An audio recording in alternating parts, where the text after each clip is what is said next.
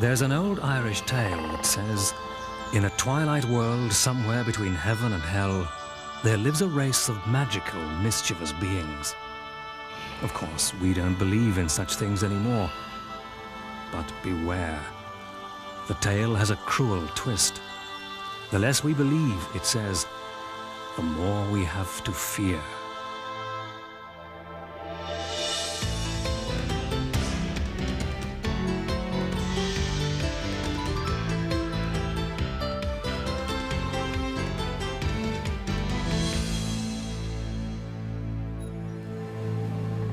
Ever since there were people in Ireland, stories have been told of the magical Sidhe, a race of shadowy, elusive beings. They're the little people, like the crafty leprechaun and his crock of gold, the mermaid who lures sailors to their doom, and the banshee with her blood-curdling cry. We've all heard these lovely old fantasies, but that's all they are, right? Fairy tales, make-believe, innocent bedtime stories and childish superstitions. Nobody could possibly believe them in this day and age. And so we rest assured, knowing we're wiser and more sophisticated than fools who think otherwise. But bear one thing in mind. According to legend, the victims of these creatures are always the non-believers. And many of the old tales aren't quite so harmless either. Even the most famous of them all, the legend of the leprechaun. The leprechaun's a very tricky wee boy, and the one thing is you should never take your eyes off him, because he'll trick you if he can. There was a young fella called Michael Grady one time, walking through the fields, and he heard the tap, tap, tap. Suddenly, tap, as the tap, story tap. goes, Michael caught sight of a leprechaun. Quick as a flash, he grabbed hold of the little fellow and demanded his pot of gold. Now the leprechaun knew he was trapped, so he took Michael to a certain tree in the middle of a nearby wood. Beneath this tree, he declared, was the treasure. All Michael had to do was dig it out. Michael knew his tiny captive would escape if he left, so he made the leprechaun swear an oath. I'm going to do something and you have to make me a promise. You have to make me a promise that if I mark that tree with this red garter around my leg, you'll keep that ribbon on it. A promise, said the leprechaun. Now, are you sure? A promise on my pot of gold. Right, said Michael. And he set the wee man down and tied the ribbon round the tree. And on So off Michael ran to fetch his spade. into his own house, grabbed a spade, away came. When he returned, the leprechaun was gone. But the little fellow had kept his promise. A red ribbon was tied to every tree in sight. He'd never find out which one the pot of gold was under unless he dug up the hole for us. Sure, all he could do was laugh. But it just goes to show, never trust a leprechaun. They're tricky boys.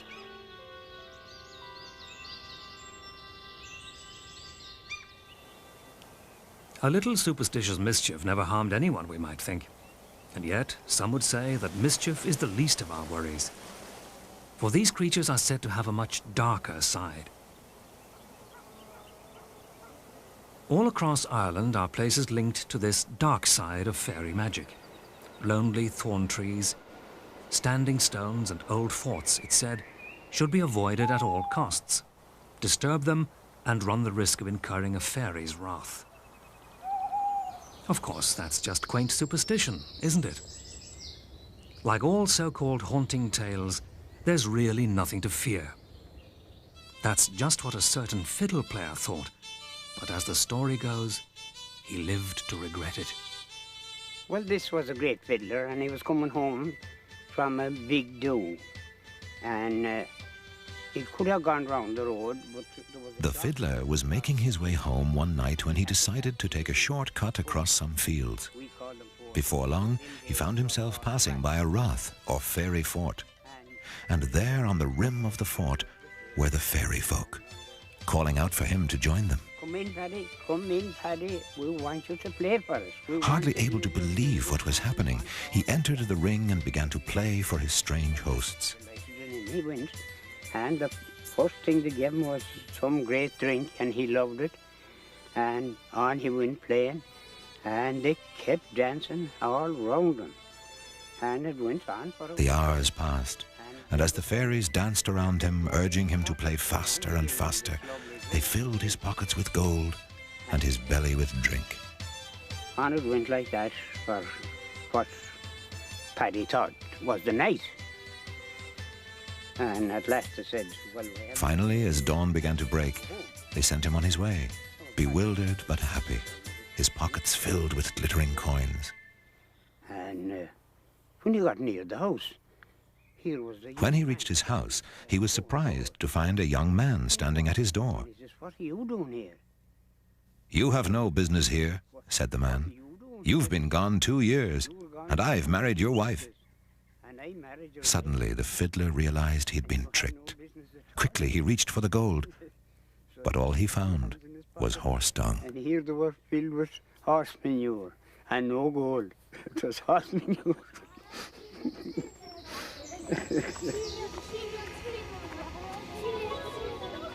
Still, a pocketful of horse manure and a little stolen time seem harmless enough.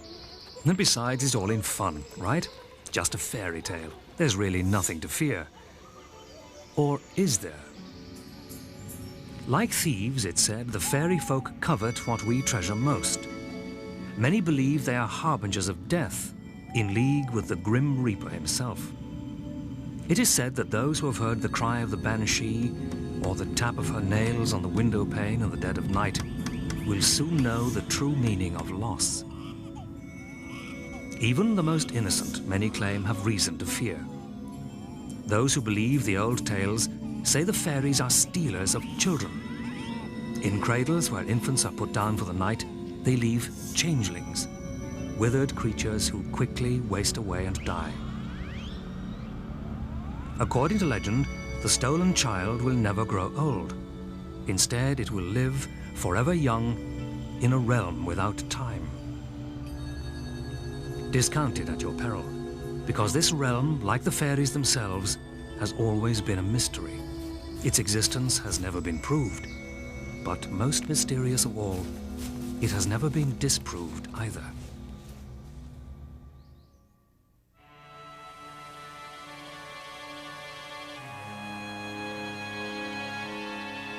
Fairy tales, let's face it, are little more than children's stories and harmless superstitions. Only the very young or the very foolish could believe in them.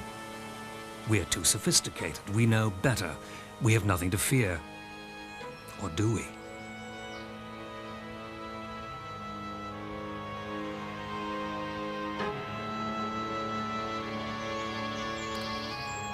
To many, even today, fairies are not the cute, gossamer-winged creatures of children's fiction.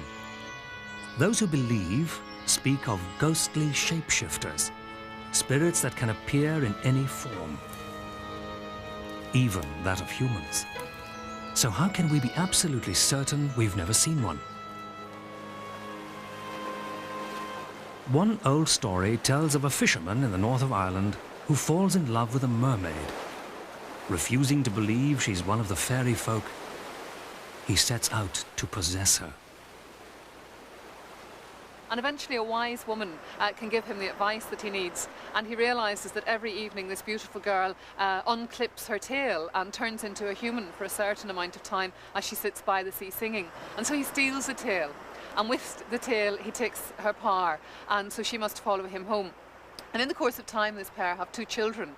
And the children are out playing one day and it's raining, and they rush into the barn to play, and they're throwing straw around, and they dig down through the straw in their game, and they come to this shiny iridescent thing under some old mouldy straw that hasn't been interrupted for years. And when the mother saw this beautiful shining iridescent thing lying in among the straw, she realised it was her tail. And she sent her children back into the house, and she clipped the tail on, and she flung herself off the highest cliffs and sang her way back out to sea, very happy at last. But when her husband came home that night, he was devastated to realise that his bride had gone, and he never saw her again. He was very, very unhappy. But at night, when the children are asleep, she would come back into the house and she would comb their hair and smile and sing to them, because she was happy to be back reunited with her own people at last. A new version of an old tale, we might think. And yet, according to the local superstition of Rathlin Island on the northeast coast, the story is true. Here it's said, the descendants of that same mermaid live on. They can be identified, or so it's claimed, by the webs of skin between their toes. Brave indeed are those who would go there asking for proof. According to legend, the fairies are elusive, crafty creatures who can appear and disappear without trace. This, of course, is quite convenient for the wee folk. After all, if they are invisible, who's to say they don't exist? Some, however, actually claim to have found proof. During the 19th century in the southwest of Ireland, a farm labourer came across a strange object. He believed it was an actual shoe belonging to the fairies. Terrified of the bad luck that might befall him if he kept it, he quickly passed it on. Strange as it may seem, it still exists. This is a shoe that was found first in 1834, and there are several strange things about it. First, you'll see that it shows signs of wear in the sole and heel. Secondly, it's been at some time mended, rather clumsily. There are 2 heavy stitches in the back of the heel itself. At one time it's had laces. You can just see the eyelet holes at the end there. I've shown it to a cobbler. He tells me that it's as good work as any cobbler could do. Indeed better because of its size, and you can see how small it is. I've also shown it to the curator of a doll's museum, and she says that it's certainly not a doll's shoe. It's far too well made for that. It would be interesting to have the leather tested in a laboratory. I've not had this done, but in order to do it properly, you'd have to snip a bit off the shoe, and I think that would probably, the fairies mightn't like that, might they? Such fears may seem harmless enough, but others aren't quite so innocent. The poet W.B. Yeats once wrote, "Come away, O human child, to the waters and the wild, with a fairy hand in hand. For the world's more full of weeping than you can understand." This poem, The Stolen Child, has always had a bittersweet message. In the past, the legend of the changeling, the child stolen by the fairies, was never meant to entertain, and it often resonated with genuine tragedy. There were changeling traditions. If your baby wasn't doing particularly well, perhaps it had been changed. You know, it wasn't that the child was in some way handicapped or disadvantaged. The wee folk were to blame. They had substituted one of their own. Women in childbirth were often taken away by the fairies. Again, maternal mortality being an extraordinarily high, there's an extraordinarily high risk of maternal mortality here. And so fairies came to interact directly in people's lives in this kind of way, and could be blamed for all sorts of mishaps or things which might naturally go wrong, which were otherwise difficult to explain.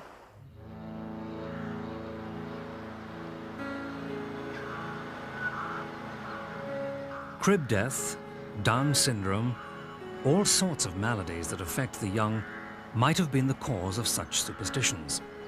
And by rights, medical science should have put an end to the changeling tradition 100 years ago. But strangely, it didn't.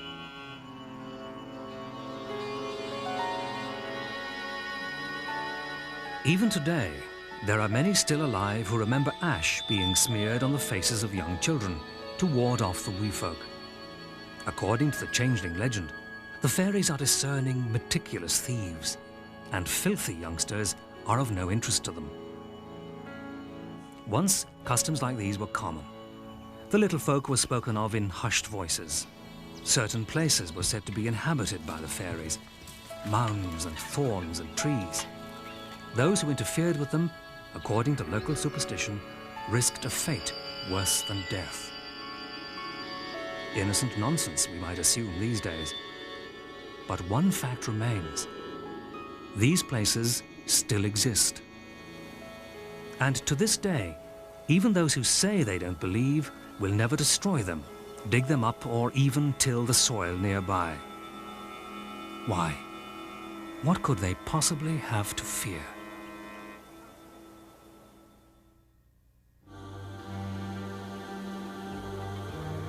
All over Ireland there are trees, ancient standing stones and hills, which, legend has it, are possessed by the fairies. Tamper with them, it's said, and you risk disaster. A quaint old custom, perhaps. But if this is the case, why do farmers still refuse to plough the soil where they stand? Why are modern roads and motorways diverted instead of passing through them? Why, in an age of rational thought, are these places still considered untouchable? Has an entire country gone mad? Or is it simply safer not to tamper with things we don't understand? Despite their strange appearance, many fairy forts, as we might suspect, are quite innocent. Some are raths, island homesteads which were common in Ireland right up to medieval times. But others have a much more ominous background. These are the tombs of Ireland's prehistoric ancestors, ancient mausoleums of stone and earth where the dead were buried over 4,000 years ago. Later, with the arrival of the Celtic people who came to Ireland centuries before the time of Christ, these old graveyards began to be seen as strange, supernatural places. They knew that these tombs weren't part of the natural landscape. They knew that some peoples somehow had built them, but these were mysterious peoples of the past, so that they situated their continental Celtic gods in these tombs in Ireland, in these old raths in the landscape. And also the Celts had a belief that when one dies, one doesn't just disappear, that one lives on in another world beside this world. So that within these ancient tombs and within these ancient artifacts in the landscape, they believed that the other world people lived on.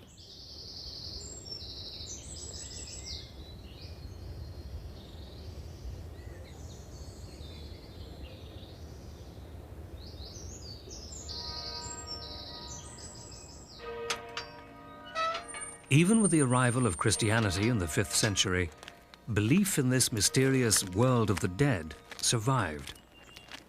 Gradually, as paganism disappeared, the tombs became ghostly monuments to every god and goddess, every banished demon and lost soul of Ireland's heathen past.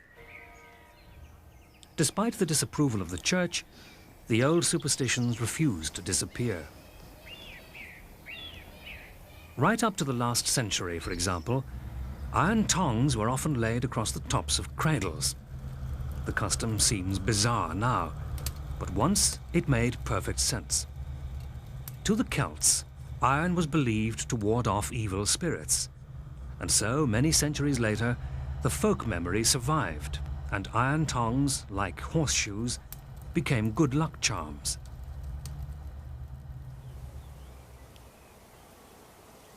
Strangely, even now, in a time when such beliefs are considered totally irrational, they linger on.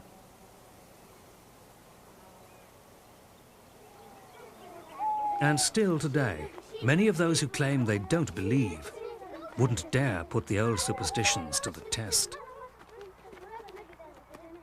Well, fairies in a sense are spirits, but whether they exist or not, I don't personally believe in them, but belief is a matter of emotion as well as of rationale, and I wouldn't interfere with a fairy fort. That is an old earthenwork fort in the landscape. We are told that if you dig up one of these forts, or if you cut down a fairy tree, a tree standing all alone in the landscape, if you cut that down, some bad luck will befall you. So that even though rationally I wouldn't believe in them, I wouldn't like to interfere with these places nevertheless. Even when fairy forts occupied valuable land, which could be used for farming, roads, homes, they were never disturbed. And there are many who are still convinced of their magical power. I know a man, I went to school with him in fact, and he would swear that he saw a leprechaun seated on the edge of a fort one morning, shaving himself. And no matter how hard he was questioned, he still persisted in the belief that he did see a leprechaun in the vicinity of the fort. So, you know, that belief was very, very strong that they were the abodes of fairies, hence the name Fairy Fort.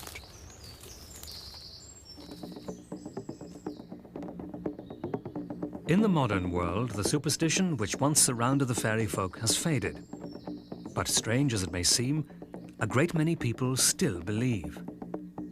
Why? Is it simply that old habits die hard? Or could there really be more to the legends than we think?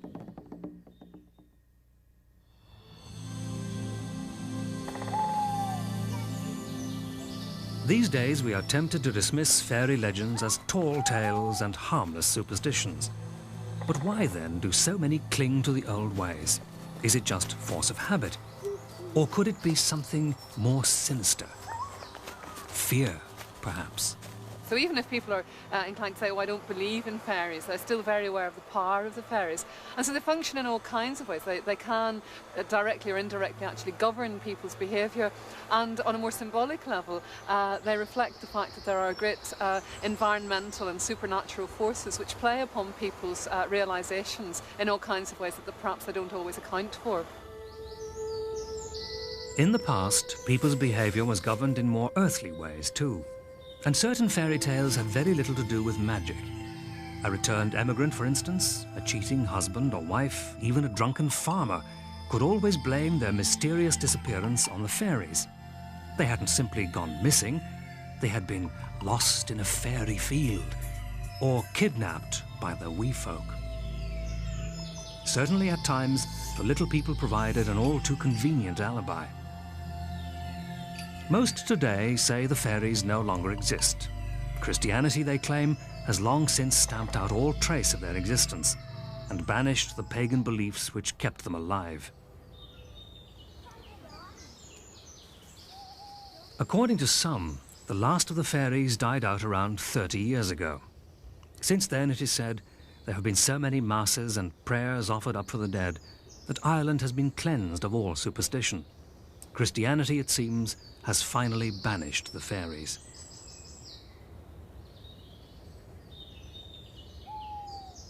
And yet, 30 years ago, exactly the same thing was said.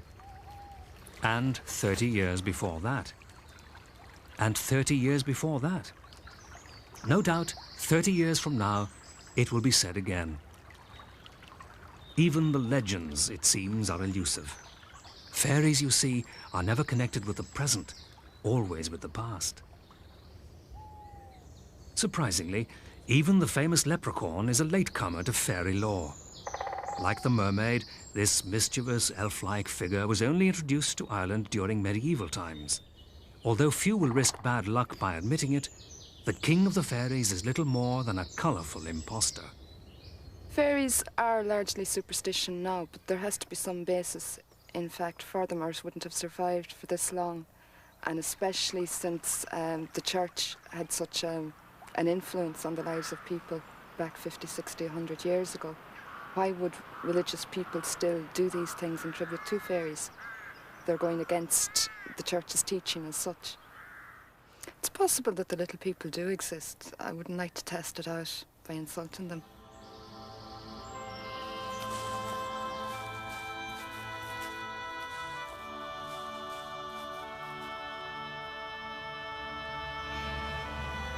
But what of the fairies' most intriguing legend, the elusive crock of gold?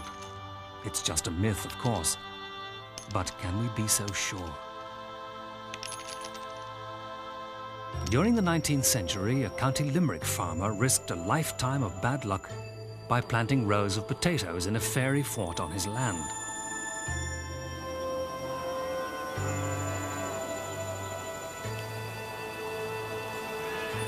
But later, as he tilled the soil, he unearthed a goblet of solid gold, encrusted with jewels. It was the Ardagh chalice, a priceless piece of 9th century church art which had been wisely hidden in the fort to protect it from theft. For 10 centuries, people's belief in the fairies had kept it safe. Since then, things have certainly changed. The original fairy fort is all but destroyed now, but the chalice is displayed in the National Museum of Ireland as the nation's most valuable treasure.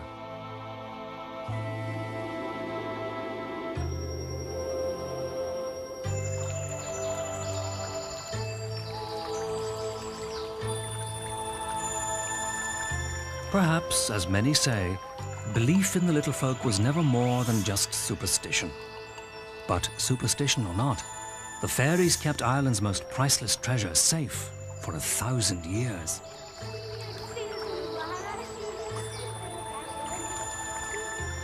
And even today, many people, whether they say they believe or not, are still not willing to defy the little people or go against the old taboos. Because, heaven forbid, they might actually be real. Are you prepared to take that risk?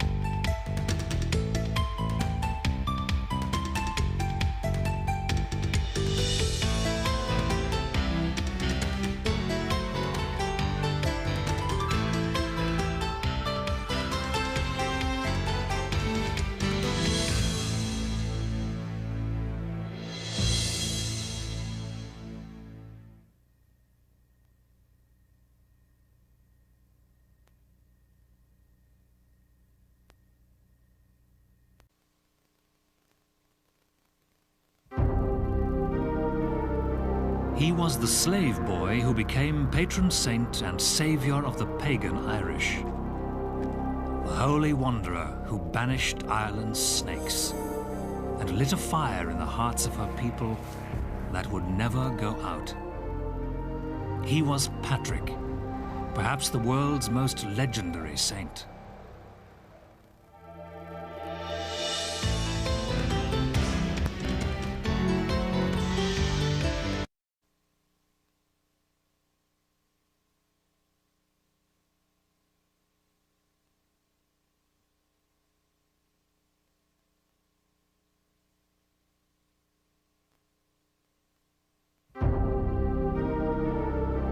He was the slave boy who became patron saint and saviour of the pagan Irish. The holy wanderer who banished Ireland's snakes and lit a fire in the hearts of her people that would never go out. He was Patrick, perhaps the world's most legendary saint.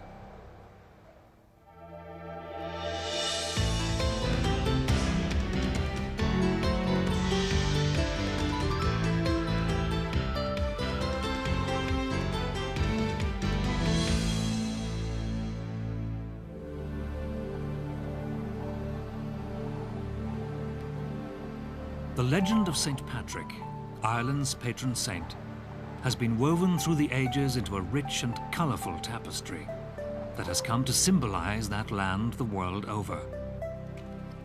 As the story has been passed down, it was he who walked the hills and the valleys of Ireland, preaching his gospel of love and redemption. He who banished all the snakes from its shores. He who, with a bishop's crozier in one hand and a sprig of shamrock in the other, converted the pagan Irish to Christianity over 15 centuries ago. And yet, beneath this glorious mantle of legend and superstition was a real person.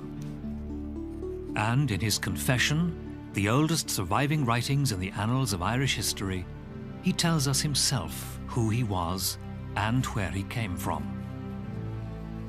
I am Patricius, a sinner, the most unlearned of men. My father was Calpurnius, a deacon. He ministered in Benavent Taberniae, where he had a country residence nearby. It was here that I was taken captive.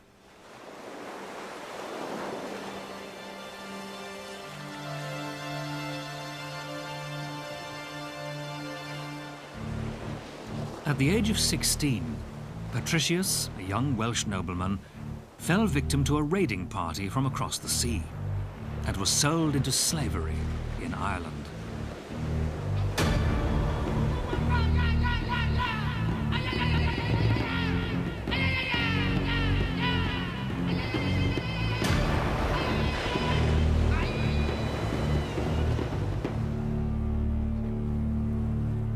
He got his first sight of the land that would one day take him to its heart through the planks of a pirate ship's hold. He was sold to a chieftain in the north who set him tending sheep.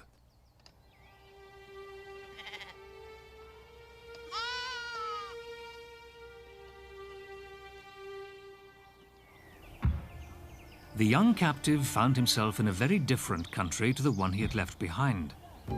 Here, the High King ruled with his druids, the ancient and mysterious priests of the Celtic people. The people Patrick met were pagans, with strange customs and superstitions. But Patrick grew to love the ordinary Irish people for their good humour, their love of life, and their great appetite for music and storytelling. Patrick also grew to love God. And one night, on the lonely hillside that was his home, he had a vision. In a dream, a messenger told him that a ship awaited, ready to carry him out of captivity to do God's work. At first light the next morning, Patrick stole away from his captors and embarked on a perilous journey that would take him the length of Ireland and across the sea. There he would learn to become a shepherd of men. But the land of his captivity was never far from his mind. I saw a vision in the night, and I heard the familiar accents of the people. They called out as if they had one voice. "We beseech you, holy youth, come and walk once more among us." And so the shepherd boy returned a bishop, sent to make God's children out of the pagan Irish. And in the manner of his arrival, he demonstrated to all his bravery and the power of his faith.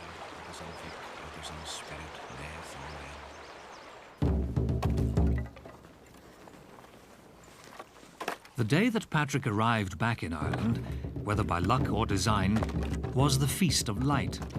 Across the land, all fires had been extinguished, for the king was giver of light, and the people lit their fires only after the great beacon on the royal hill of Tara had been lit by the king himself. But as the king prepared to set the sacred beacon ablaze, a cry of dismay went up from his warriors and druids.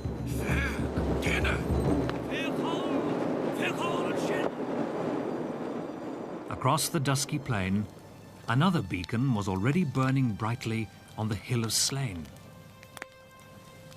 The king's druids had foretold that one day a light would be lit that would never go out. And so it was to be. In time, Patrick's beacon would shed its light on every part of Ireland. And as the love of God grew in the hearts of its people, so the legend of Patrick began to take hold in their imagination. But what became of the shepherd boy? Who is the man who wrote the first words ever written in Irish history? And why does his feast day bring some of the world's largest cities to a standstill, some 15 centuries later?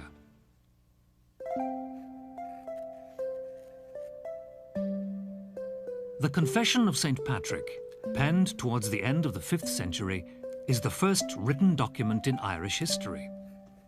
It begins with an account of Patrick's early life, where we discover that the great patron saint of Ireland was not himself Irish. He grew up in a town somewhere along the west coast of Britain.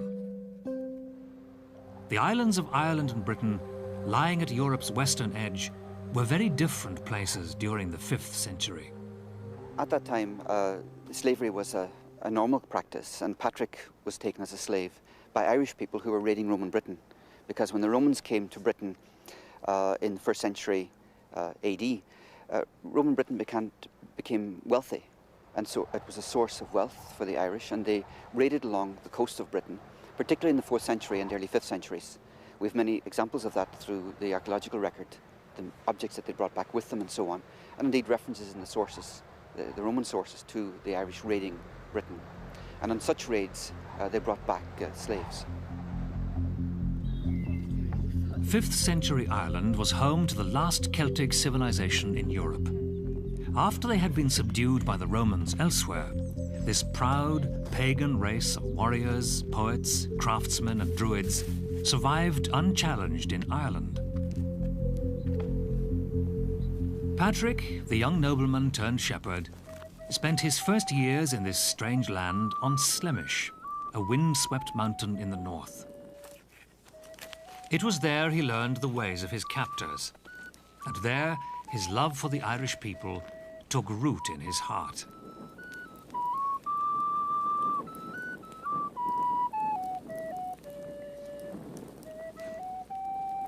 It was this love that would call him back to Ireland many years later as a shepherd of men.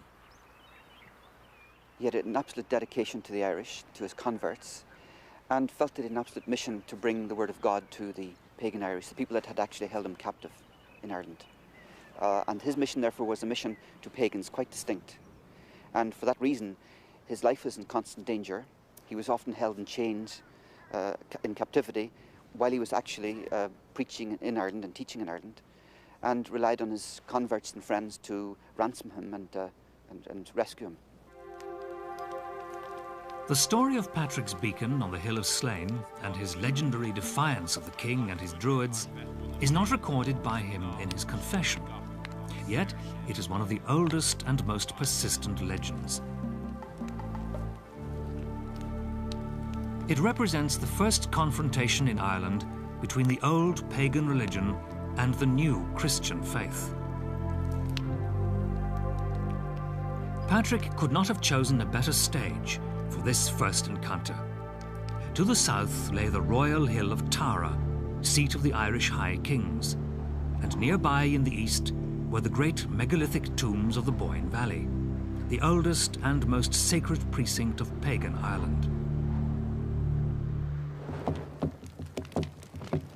In Celtic society, the Druids were wise and holy men, and held positions of great power and influence.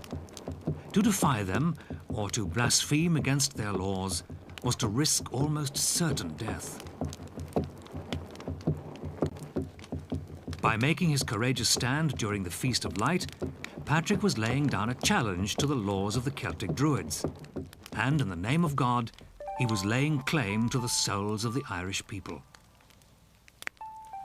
So the legend of Patrick's beacon is often regarded as a symbol of his coming rather than an actual event in his life.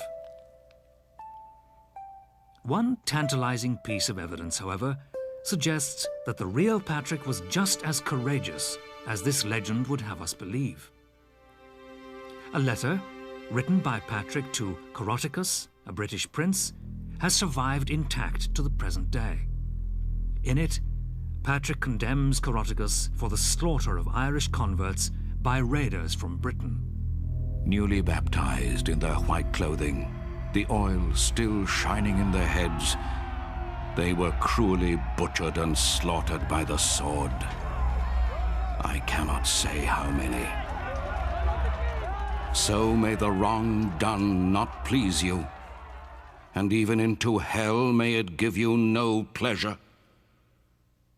The saint's own words reveal a most extraordinary man, bold and determined, not afraid to confront a powerful warrior. Perhaps he deserves some of the later legends which have been attributed to him. He was a man of the earth, a man of the people. And so that means that we can say everything we read about him, everything we read that he wrote and said and taught, has got that lovely common touch. It's earthed in the Ireland of his day. But he was a very spiritually minded person of the people. And I think that gives the clue to his importance. I believe there's sufficient evidence to say there was the boy Patrick, the Brit Patrick, the person who came to Ireland with a particular tradition, a particular background, but who became more Irish than the Irish. I believe that man existed. And I think it's very wrong for him to be given just a political or religious or single cultural identity. He was a man, if you'll forgive the phrase, for all seasons and all time. Legend has it that Patrick's influence spread quickly to all parts of Ireland. As he travelled throughout the land, people flocked to hear the words of the former slave and shepherd boy. And inspired by his simple message of love, king and commoner alike set aside their pagan ways and were baptized into the Christian church by Patrick's own hand.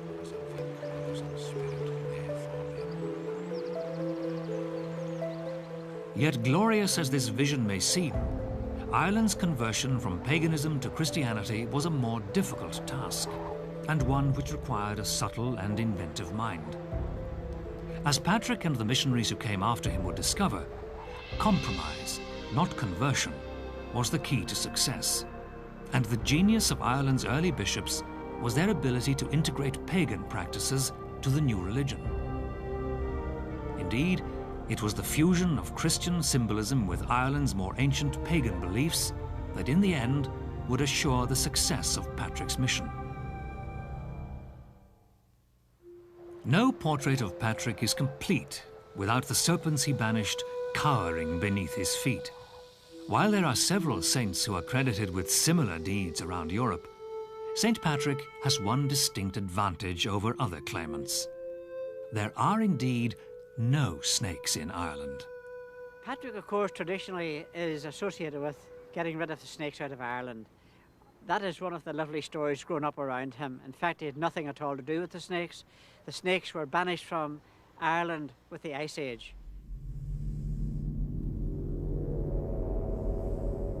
In Christian tradition, the snake represents the devil, the power of evil, and the dangers of temptation.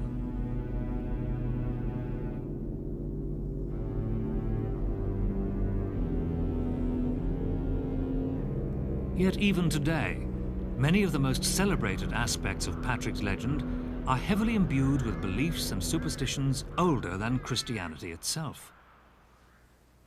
Perhaps the most famous is the link between Patrick and the simple shamrock, a plant which has become a symbol of all that is Irish around the world.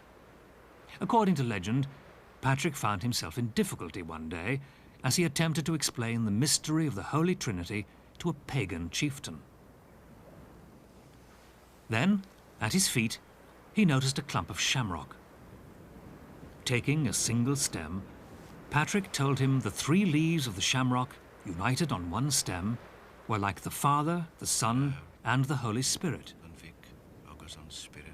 3 persons in one God. On the surface, this little tale seems to be nothing more than an innocent Christian parable. Until, that is, we look a little deeper. During the 5th century, shamrocks were rare, and it is more likely that the plant which Patrick plucked was a piece of 3-leaved cress, which grew in abundance. Cress was known to the Druids as a plant of magical properties, and it is said that they brewed from its leaves an aphrodisiac. As a fellow Celt, Patrick would have been sympathetic to the ancient superstitions. But instead of condemning these pagan traditions, his genius lay in reclaiming them, even using the ingredients of a pagan love potion to explain the most sacred mystery of the Christian faith. But just as Patrick appropriated pagan traditions to spread his message, so would his own reputation be usurped by others with less noble aspirations. According to one legend, while Patrick was baptizing King Angus of Munster, he inadvertently put the spike of his crozier through the royal convert's foot. The king said nothing, thinking it was part of the ceremony. And Patrick was said to be so pleased with the king's devotion that he promised none of his descendants would ever die of a wound. Like many other tales of Patrick, the legend of the king's conversion probably has little basis in truth. And it is far from the only legend associated with the saint to have been invented. In the case of King Angus, the men of the Munster region no doubt used the story to taunt their enemies. Such a blessing would have made them formidable soldiers. Alas for them, we can be fairly sure that Patrick never came to Munster. Ireland in the 5th century was a very heavy forested island with many inland lakes and bogs, making it a totally impossible place to travel very, very quickly. And therefore, the number of places associated with St. Patrick could never have been covered by one individual in a normal lifetime. But for millions, the life of St. Patrick is more important than any of the colourful legends which surround it. And so, even today, the greatest of Patrick's legacies lives on. The devotion which for over 15 centuries has kept his spirit alive. This is where the legendary Patrick steps out of the realms of myth into living history. In many ways, the journey of Patrick's life has become an icon of the Christian faith. Even today, there are many places in Ireland, like towering Croagh Patrick on Ireland's Atlantic shore, associated with the saint, that are sacred to pilgrims around the world. But what is it that can still draw huge crowds to follow in the footsteps of a 5th century missionary, to seek out the bleakness and hardship of the wilderness where Patrick once walked?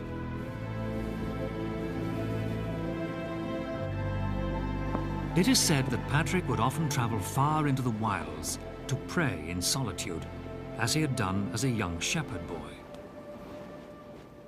One stormy night, according to legend, he took refuge in a cave on an island in the middle of a great lake. During the night, he awoke to a terrible vision. The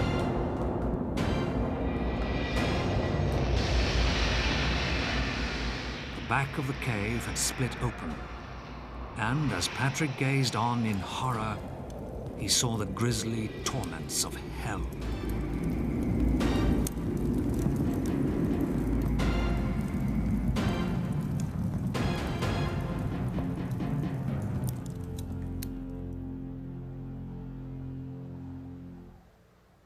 The island on Loch Derg, where the vision is supposed to have taken place, has been a shrine to Patrick since medieval times. It is known as St. Patrick's Purgatory, and each year thousands of pilgrims from all over the world still visit this great basilica. For 3 days they come here to deprive themselves of sleep, walk barefoot on jagged stones and pray constantly. In doing so, they honor the memory of Patrick.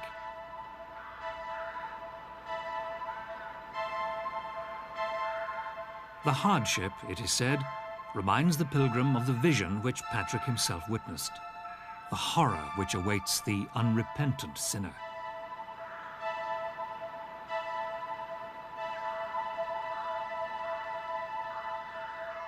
We're here at Saul, traditionally the first site of the first Christian church in Ireland.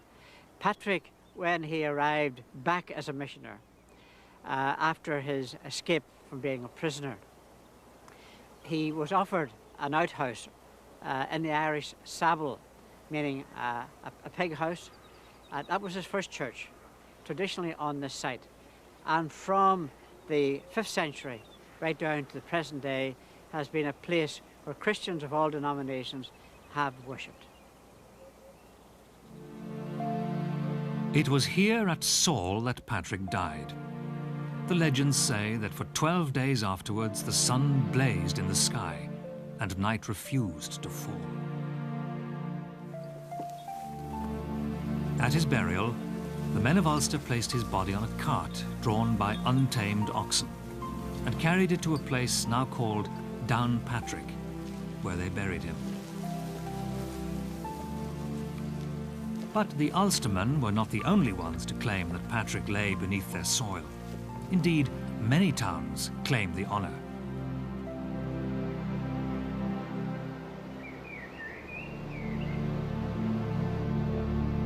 Because of the many different conflicting accounts of his death, the final resting place of Ireland's patron saint remains controversial to this day. The great slab at Downpatrick is favoured by many, but no one is sure.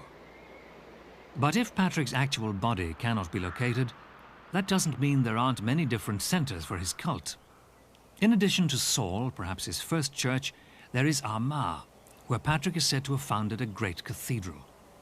However, today in Armagh there are 2 cathedrals, one Catholic, the other Protestant, both dedicated to Patrick.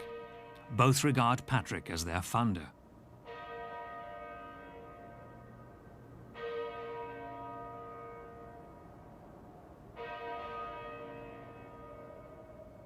Relics of St. Patrick were also plentiful in the centuries that followed his death. There was money to be made in having a piece of the great man, a strong incentive for churches and monasteries all over Ireland to discover a relic of their own. One of the most macabre is this jawbone, cherished for centuries as the very jaw that once pronounced the great saint's teachings. Today, archaeologists consider most of these so-called relics to be medieval fakes, except for one. A simple bronze handbell, which dates from the correct period, now encased in this domed and jewelled bell shrine, is now thought to have been one of Patrick's personal possessions.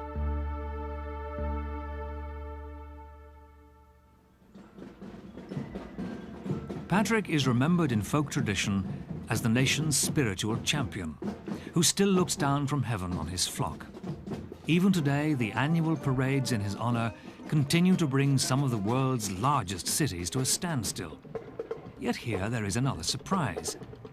The parade that has become an expression of all that is Irish actually originated in America, where the English and American armies would conduct military parades on that day to encourage reluctant Irishmen to enlist. But there is one final unwritten chapter in the legend of Ireland's patron saint. One day, it is said, Patrick will return. In the last years of his life, though the venerable saint was an old man, he set out to climb a great mountain, known today as Croagh Patrick, to find peace and solitude. The legends say he met an angel there, who granted him whatever he wanted because of the great good he had done. Patrick asked that the Irish people should be spared the Armageddon, and that on the last day of creation, he himself would be their judge. Down the generations, Patrick has become the embodiment of Irish identity and national integrity. Even today, Irishmen everywhere are known, not always affectionately, as Paddies. But what of Patrick the man? What of the shepherd boy turned bishop? The pirate's slave turned patron saint? Unlike many characters of the Dark Ages, with Patrick, we may peer back through centuries of myth, legend, and folklore and read his own words as he wrote them. That he may one day return, no one can know. That he came and left in his wake a very different Ireland, there can be no doubt.